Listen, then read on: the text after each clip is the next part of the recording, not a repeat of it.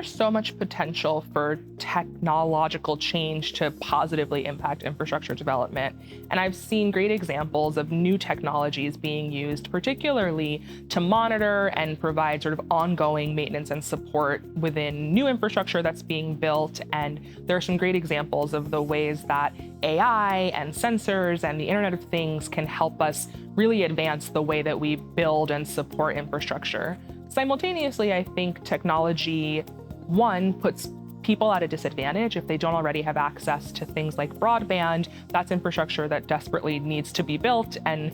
people are lacking to sort of serve them in a meaningful way. And the other is that I think there's the opportunity for digital tools to help us do a better job in the design process and to really incorporate not just community feedback on plans that we've already made, but community needs, thoughts, and perspectives as we design those plans. How can we use digital communication tools and tech outreach to really help integrate more people into the early stages of the process so that we're not looking at building new infrastructure as a disruptive battle with the community, but as a collaborative process that really has the objective of helping people get what they need and helping everyone have the opportunity to thrive because they have an equitable foundation.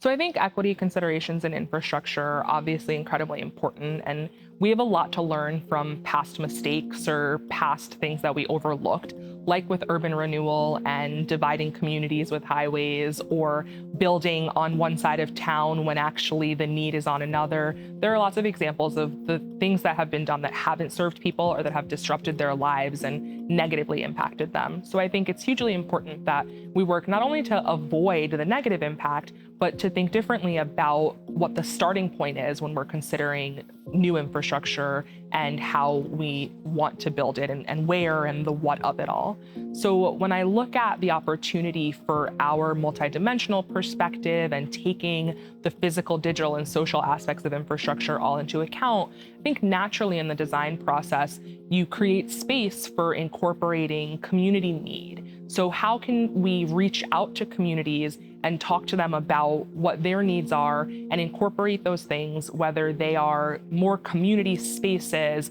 access to broadband internet, or something else entirely, and make the work that we do when we break ground not just single purpose, but make it have as much multi-purpose impact as possible. I think that will go a really long way in smoothing the disruption and also advancing strong infrastructure that is equitable and gives people a foundation and allows people access to the absolute sort of basis that they need to be able to participate in society, whether that's civic participation or economic participation. Infrastructure should create access, in my opinion.